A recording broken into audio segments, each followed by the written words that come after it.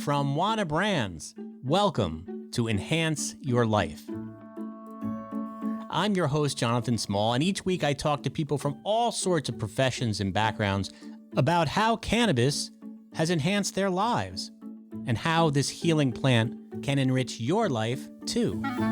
Aloha! Welcome to the Enhance Your Life podcast. I'm your host, Brooke Bergstaller, sitting in for Jonathan Small. And today's guest is Jessica Gonzalez, a cannabis advocate and educator and founder of the Mommy Jane. She has created a beautiful digital community of the Canna Curious and Canna Connoisseurs, where she enlightens her followers to the healing potential of this little plant, as witnessed through her own life's journey, all while normalizing moms who use marijuana.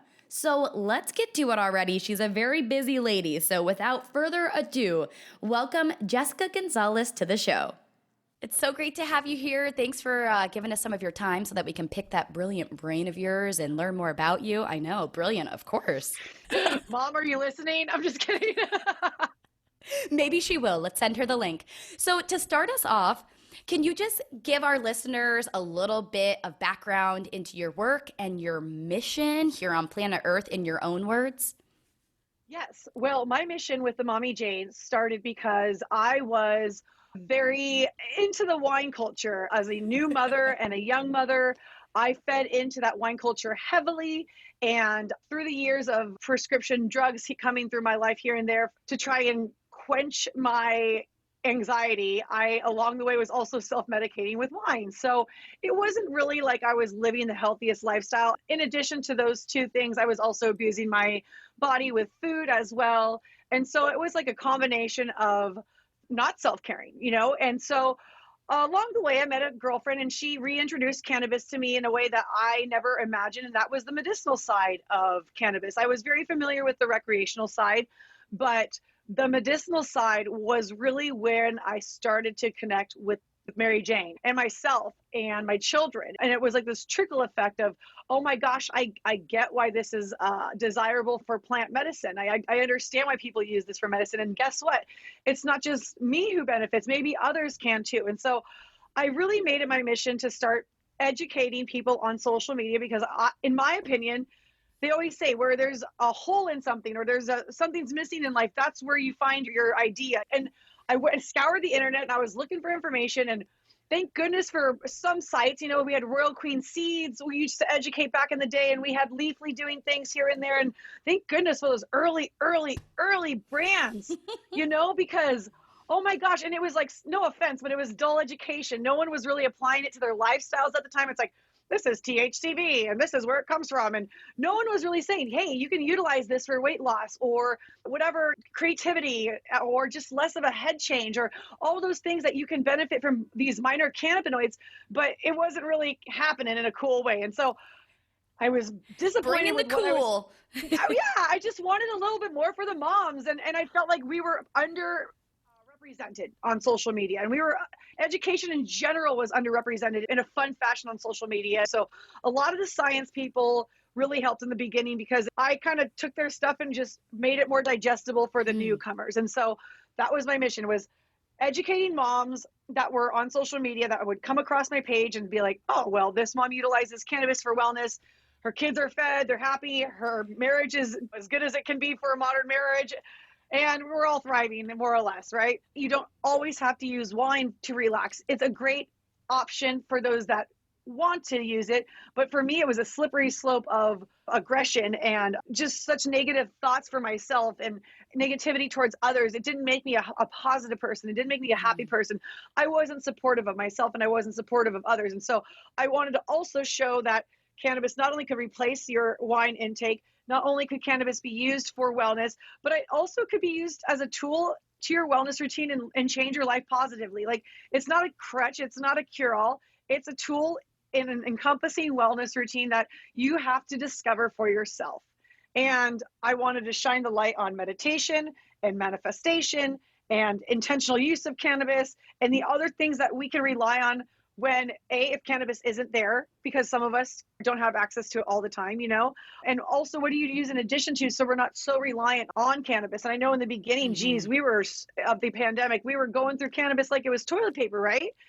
And then at one point I was like, well, this isn't very economical. I gotta, pull it back. What do I need to enhance more again, or go back to that I was neglecting before, and why I was leaning so heavily onto cannabis? So not only is it an educational page now, but it was then, and it still is. And it's just in different ways now, and luckily through the years, more people have come along the way, and they do what I do and tenfold and put their own spin on it. And that's what's the most important thing, is the more people that see this and see others educating, the more that's going to break the stigma. Because it's just, I always say, destigmatization is education, or education is destigmatization. It's very important that we educate ourselves, and it starts at home. So hence the Mommy Jane. So beautiful. Wow, I loved hearing it in your words more than my own. Oh, thanks. Yeah. You have such a beautiful transparency about you, and I think that's why people are really drawn to learning from you. Is not only are you the educator and the expert, but you're also very open about learning things along the way. And one thing that I've kind of watched and witnessed in your journey as a longtime follower is Likewise. is the embodiment of conscious consumption. And that applies to like your journey transitioning away from alcohol and away from unhealthy foods. But when it comes to cannabis, just because it's a plant, I think there's a misconception that it means it's good for you all the time in all the ways. And that's not really the deal. So I'm curious about your own consumption methodologies today and how that has changed over time for you as well. Oh my gosh. Even 2 years ago, I wouldn't even look at myself the same way. It's so funny looking back. Like, if my former self saw me now, would probably make fun of me, because what I have on my desk are tinctures and transdermal gel pens and beverages infused with tinctures, and all these things that are like, okay, where's the bong? What happened to you? And yes, I still enjoy the bong. Don't get me wrong. It's my favorite way to consume cannabis. Give me a hash top, keef top bong load any day of the week with some ice, and I'm good to go. However, I'm 37 years old, and I've been smoking for about 20 years now, and you can hear it. You can hear the rattle in my throat. You can hear that smoker's cough, that extra phlegm. And so through the years, my body has almost forced me into even further educate myself on more mindful ways of consumption. And so hence the reason I keep my vapes around. I cannot live without our dry herb vapes. It's just I'm so grateful, because it still gives me the benefit of the flower and all the tasty benefits of that too, but it's in a safer way. It's depending on the temperatures, obviously, but once again, that's your choice. This is your body and what your body can take, and its bioavailability and its wherewithal. Some people can smoke for years and they're fine. My posts are not for those people. My posts are for the moms that are like, okay, Jess, I'm feeling it too. What do we do? Totally. Yeah. And is that authenticity ever difficult for you? Because, working with brands, you're an influencer, and I know cannabis brands are in your inbox, and the pre-rolled joints rolled in hash and keef with dab oil, who knows, the craziest concoctions out there, are asking you to share about them. How do you balance, representation versus what you think is right? Because that's something I struggle with too.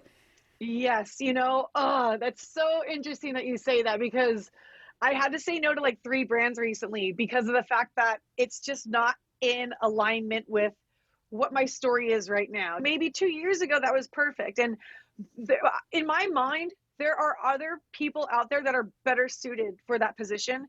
And I've done my share of work that I can pass that along. I almost wish sometimes I'm like, I have a reference if you want, like, you know what I mean? Like a roster of credible people that I would suggest, yourself included. But it's like, I have standards that I myself, no amount can recognize. It can never meet to like those things. And yes, I've made my mistakes in the past. I probably partnered with brands because I was enthusiastic about getting those brand partnerships. So don't feel guilty if you're listening to this and you're like, oh my gosh, I've definitely chased the dollar. Listen, when you're out there and you're trying to make it, you're trying to prove to your family, yes, I can do this for a living. And you want to pay bills too, because listen, if we don't do this, then yeah, we have to depart and find other entities out there. It's just a matter of keeping that fulfillment. You have to be not only fulfilled in your soul, but you have to be fulfilled monetarily too. Anyone who says otherwise is lying.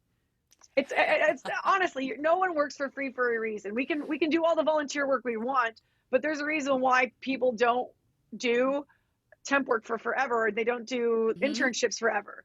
So I'm just saying, put your time in and then work your way up. But the thing is I always ask, and I wrote this in the guide too. I made sure that when I wrote the guide with Tokeativity that I included these almost like questions you want to ask yourself or ask the brand.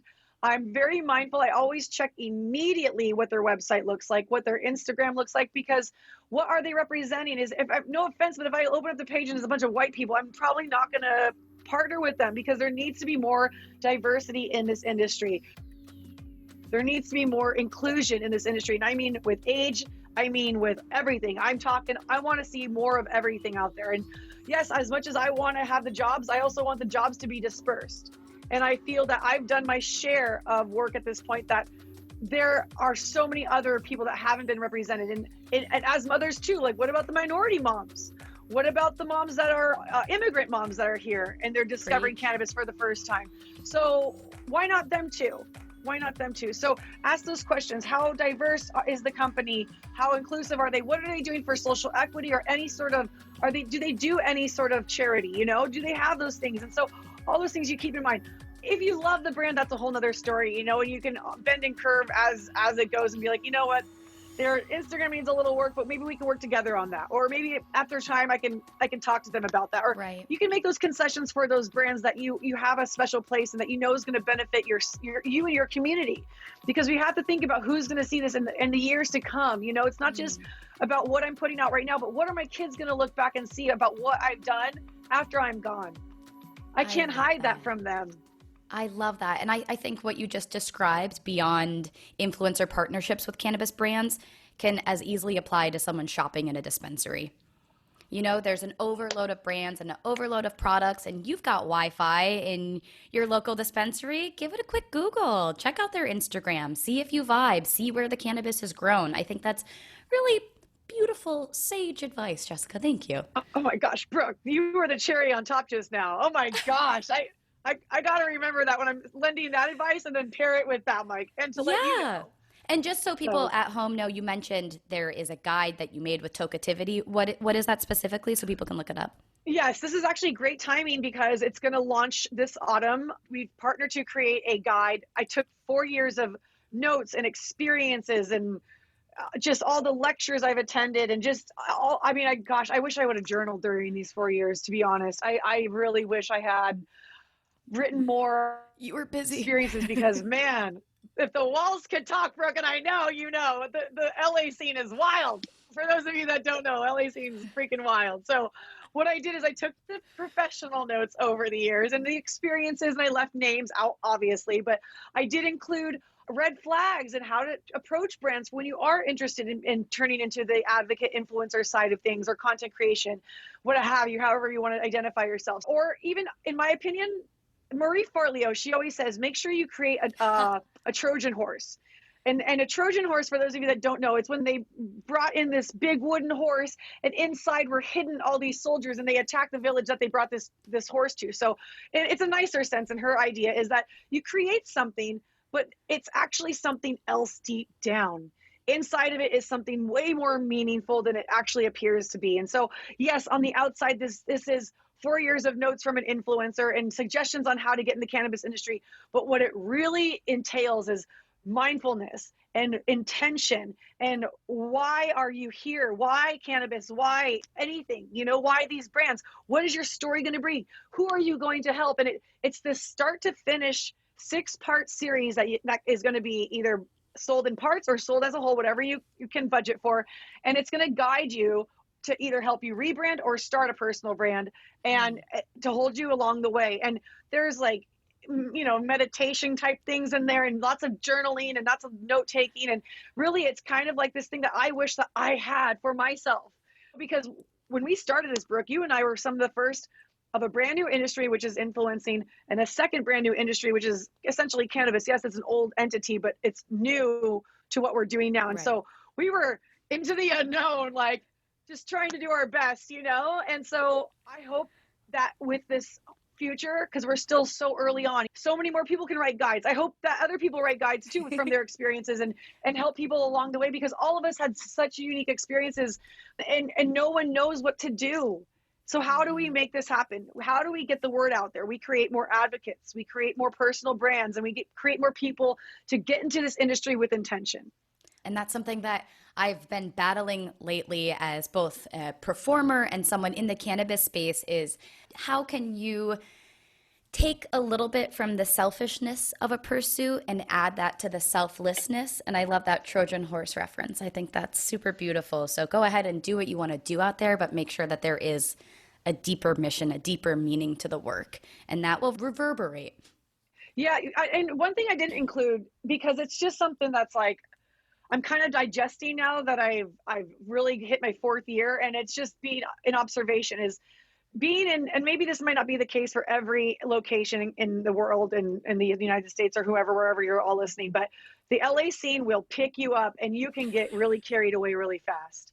And if you're not careful, you can make some really big mistakes and do some things that maybe you're like, oh my God, I wish I could just erase that chapter of my life. But it is what it is. And it's just, please don't lose who you are, because there were certain times where I was stepping away from what it was I was here for.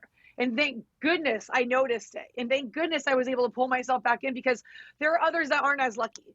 You know, they don't have the privilege of seeing through that looking glass. And I'd like to thank psychedelics for that. But honestly, if people don't look through the looking glass and they don't see that inner self of what we're supposed to be here, what does our soul really want? And yeah, the parties are great and the events are nice and the fraternizing is wonderful. But like when it comes down to it, we still have people incarcerated. We still have moms in the closet that are hiding from everything, their job, their spouse, their children. So until there's a day that we don't have to have that shame upon us, I'm not done working and I'm not done doing this. And there's no way that any amount of freaking events or anything else will ever supersede the mission that is behind me now. Ah, beautifully said. And I love that you touched on incorporating psychedelics into your lifestyle. So I would love to talk about that a little bit. When it comes to plant medicines, I mean, there's already a huge stigma of you're a bad mom if you use cannabis, but add in psilocybin and LSD and other psychedelic substances, and I'm sure the matter gets even more sticky. So what kinds of advice and perspectives do you have for the wary women in your community? Okay, so my friend's so funny. It was the summer of, early 2019 was when I started to get into psychedelics. And by the summer of 2019, my friend and I call it the summer of love. And she says to me, Jessica, you stepped out of one closet and walked right into another, because there was no way I was going to tell my husband, oh, by the way, I've been taking mushrooms every day for the last 365 days, and it has done wonders to my temperament, let me tell you. So yes, I was in a bit of a closet for a little bit until I really did my research, because my husband wants to know the science. He wants to know the why. He wants to know where the benefit is. And it's not just, oh, my wife's getting high as a kite because she hates her life. You know what I mean? So there needs to be that self-care in the mix, because otherwise we can pull ourselves off the handles. Like I definitely went to a dark place October of this time last year. Yeah, I'd say till about April of last year, maybe May, if we're being quite honest. So you can yo-yo. You have to, it's just always going to back in with checking with yourself. So let's go back to the psychedelics. So back to it. The shame is going to be there because we are women. We are, and men, I'm sure you carry shame too. I'm not going to negate that. And anything you identify with, humans just carry shame, you know? We're almost born with it. It's almost like a badge of honor that we wear, that we come out of the womb wearing. So the shame is up to us to take care of, and realize that when you get in touch with yourself, whether it be through meditation, breath work, yoga, hiking even, and then psychedelics, for instance, notice that you're doing this and you're untapping something that we don't really tap into very often. We don't get a chance to be in that state that we are all the time when we're doing breath work, and be in that state of mind when we're in that psychedelic state. And so it's really up to us to use it with intention and notice how we feel when we're taking it, why we have the shame with it. We might even have shame with working out. We might even have shame with leaving the house from our kids. There's so much shame. So when you're taking those psychedelics or you're hesitant to take psychedelics, why are you feeling that resistance? Why are you feeling that shame? And this is something that we've seen over decades been used to treat for years, with whether it's shamanism or, Harvard professors studying this stuff. We've seen many, many breakthroughs. And it's because of the war on drugs and because of the manipulation and because of the lies we've been told and the control that they've tried to create on us. They don't want us being in that enlightened state. And the drugs that they're most afraid of are the ones that really improve us, because when we're feeling good and we're feeling enlightened and we're not reaching for the wine and we're not going to our doctors for the SSRIs anymore because that one psychedelic trip was enough to cure us after better than almost 20 therapeutic visits. You know what I mean? These breakthroughs are going to essentially stomp out really essential businesses to our economy. And that's what it comes down to. So believe what you want to believe. I believe what the real science and real history says. And if these plants and medicines weren't still around, why would they still be around if they weren't working, is what I keep going at to. No one would be growing cannabis if it wasn't still beneficial. People wouldn't be playing around with psychedelics if there wasn't a benefit to it. And it goes back to where you're getting it, why you're using it. So just like with cannabis, when you're starting something, you start slow and you know your source, and you maybe you don't enjoy it the first, because you have to give it time, just like with any medicine, and I'm not the one to be giving people guidance, but you give something time. And just like with cannabis, you find a strain that you like, and that's what you do. And sometimes I've taken some psychedelics and I'm just like, this really isn't for me. I'm kind of like a little more uppy than I want to be. Some people want that. They want that stimulation. They need it. And it's just like with the sativa style. We're not going to get down that path right now, but we're just saying energetic style strains. When people are drawn towards that, that's their medicine. That works for them. So maybe, for instance, this one didn't work for you. Don't give up. That's the thing I hate. Oh, I had one bad trip when I was in high school. Well, don't take so much.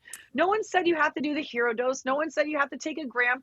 And no one said you have to just do psychedelic medicine. And when I talk about mushroom medicine, I'm talking about lion's mane and reishi and all these other wonderful things, cordyceps and adaptogens that come together to create neurological breakthroughs that therapy can't do alone. That self-care can't do alone. And it rewires pathways that have been just paved in a horrific way. It's trauma. How do we smooth over the trauma? Well, you introduce mushroom medicine into your life. And like I said, it doesn't always have to be psychedelics. So if you're listening going, there's no way I can get into psychedelics. Well, try other mushrooms, try those blends. I always talk about Four Sigmatic on my page. And I like them because they carry a lot of great diverse mushroom blends for different lifestyles. And it doesn't taste like everyone's worried. I'm not a mushroom eater. I don't like mushrooms. Nothing tastes like mushrooms. When all these mushroom products out there that you guys see, the mud waters and all those things, you're not going to taste. It's not what you think it tastes like. I don't know how like portobello soup. Yes, thank you. Everyone thinks that. I even thought that. I was like, I am not drinking freaking mushroom coffee. I don't care how healthy it is. I'm not touching that stuff. So just play around, give mushrooms a chance, give fungi a chance. And even if you don't like to eat mushrooms like myself, I still give other teas and other remedies an option, and just find a good source. And there's tons of people out there. There's great, just Google psilocybin medicine. Johns Hopkins University is doing a lot of great research. Go start there, do your own research, find people online, go follow the hashtags with psilocybin. Look at our industry. There's tons of us that are actually talking about it because we're doing our best to normalize this next breakthrough. This is the way I see it. Yes. Cannabinoids, and I meant to mention this earlier with one of your questions, and the way I see the future of medicine, or I hope the future of medicine is, we're going to be dialing into cannabinoids really soon. I just came from Hall of Flowers, and it's all about these minor cannabinoids getting their time to shine. So you're going to see more tinctures that are just THCA, just CBN, just the Delta 8, and you're going to be able to really customize and hone in on your regimen that way. And I really do feel like we need to be starting to do that with the mushrooms as well. Add mushrooms into your regimen, play around, get a diverse thing. We give alcohol so many chances. How many hangovers have I had in my lifetime? I've had freaking alcohol poisoning numerous times, and I still went for the bottle, but we're too afraid because of one bad experience with one mushroom one time, and we're too afraid because of pot brownies in high school that one time. Give cannabinoids a chance. Give plants a chance. Give plant medicine a chance. Give yourself a chance to get back to yourself get back to nature and, watch the healing progress. You'll see why they've kept it from us for so long. It'll all make sense to you. Absolutely. Woo! All right. I do think that's an important distinction to make, that plant medicines, that's not synonymous with psychedelics. And so the exploration of plant medicines can be exactly what you're comfortable with. There's a huge spectrum from lavender to sassafras. Who knows? You can try whatever works for you. Start small, experiment if you're open to the expansion of consciousness in your human experience. And if that's not for you, well, it probably will be in your next lifetime, because that's the whole point. It really is. I can't believe that I got to experience it in this lifetime. I just feel so grateful that this industry helped open that up for me too, because I was really hesitant at first. I've been hearing about it for years. My husband told me years ago, he was like, Tim Ferriss is talking about psychedelics on his podcast. And I was like, no, that's crazy. I would never take LSD. And then we were listening to this one podcast on Gimlet, and they were taking LSD at work and podcasting while they were on the LSD at work. TLDR is the podcast if you guys want to listen to it. Wow. Oh my gosh. And then I was like, this is kind of interesting. As a creative, I'm like, okay, tell me more. So that was like the early phases. But then when I got in the industry about 2 years in was when people started introducing the other things. And I know there's so many other things out there. I have not done the crazier stuff at this point, but I am a huge advocate for psilocybin. And I really hope to see the future of California really get some marks on the bills soon for us. Yes. Thank you for that. And speaking of future, I would love to talk about yours, Jessica, because you are in this transitional phase of, or not transitional, you're encompassing more into your color palette. So from digital educator to real life educator and beyond, tell us what's going on for you right now in your new role that you, congratulations, are embarking on. And will your future always include cannabis and always include plant medicines, or do you see yourself, I don't know, waxing and waning? It's so funny that you asked me that question, because if you asked me like 2 weeks ago, I probably would have burst into tears, because I felt like I was at a crossroads. I was very concerned because what Brooke's talking about is I just accepted a position to teach art. And because of the background that I had, I was very hesitant to apply for this position. I had that stigma still after all these years coursing through my veins going, well, you can't do this. You can't, lead this industry, and you can't do anything else but this now that you're in this now. And what are people going to think of you? And all these stories, these negative imposter syndrome stories that we tell ourselves. And my parents were so supportive. They're like, Jess, this makes so much sense, because you've always been into art. You've always been into teaching. Why not do what you love and continue to do what you love? And I thought for a second, I'm like, I'm going to have to leave the industry because I'm not going to be able to have time for both. And listen, some of you are probably listening going, yeah, you haven't really been active online. But listen, the school year started, the position started. It was like, we're all trying to figure out how to balance the ebb and flow of this yet. And you know how they say, when you finally let things go, the things that are meant to you will come, right? Like that Langston Hughes poem. Well, dang, because I go to Hall of Flowers and boy, does it start just raining on this parade. So I'm like, okay, Jess, you can't leave this industry yet, because all the things I've been working towards are being offered to me now. So it's like, if I wasn't meant for this, then this would not be happening. It would be an easy, clear cut. But I have been joking around until the wheels have to fall off on this thing. I'm going to ride this train, because the book's going to come out, or the guide's going to come out, and it's going to create so many wonderful accounts and redirect people that are looking for that thing. I can't mentor everybody, and I can't coach everybody anymore. So how do I do this in one great swoop that people can go at their own pace at a much cheaper rate? Because I understand one-on-one time with me is not cheap, because what I offer is not cheap. I get it. It's years of experience. It's blood, sweat, and tears that I'm putting out in a condensed hour form. So how can I do that in a way that people can go at their own pace and time and at their own rates and all that stuff? And it's the timing's just so ironic. So yes, I will still be promoting this guide, maybe holding classes to still educate. Additionally, one friend suggested you should start doing Mommy Jane art classes, because you're already doing art classes teaching. you can transition this and do virtual or in person. Please do. That would be so much fun. So that's another thing. And then, yes, I did have to be very mindful of like, okay, what's your story going to be now? Because you have to be mindful of what you're talking about. It can't always be cannabis and THC, yada, yada, yada. But it's kind of great because it always happens the way it does. My DMs right now are really big on, I have COPD, I think, or they have CHS, which is like they can't smoke anymore. So they're like, can I still smoke things? Are there any other products out there that I can still have that are calming like cannabis? So now I feel like I'm being challenged. Now I feel like, okay, now I have to find these like strains or products or herbs or whatever that are going to be still beneficial to the people that are following me, because they're getting this devastating news that they can't consume cannabis anymore, but they still want to relax and they still don't want to go to wine. So how do I approach this for them? And that's just where I'm at now. A woman on a mission. For everyone listening, definitely, if you ever want to work with Jessica Gonzalez, you will not regret it. Keep on the lookout for her Tokeativity guide. Cannot wait to read that myself. And will you let everyone else know where we can find you on Instagram, other platforms, website? Where can we check you out? You can find me. I made it very easy for everybody. It's the Mommy Jane. I focus a lot of my energy mostly on Instagram. I'll be honest. I'm not one of those creators that's a Jane of all trades. It's just not my thing. And until I really get like a big team working for me, that's just how it's going to be for a while. So accept it for what it is, but I will always keep it real. I will always be myself, and you'll get this. Hopefully the same thing you'll get is what you see 5 years, 10 years from now. So.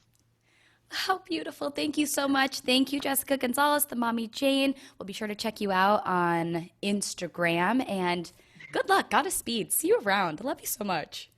Thanks, Brooke, for your time. I really appreciate you. Enhance Your Life is brought to you by Wana, the #1 infused product in North America.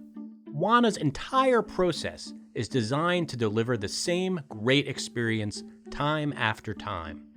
They have spent years fine-tuning their recipes so that their products are delicious, consistent, and potent.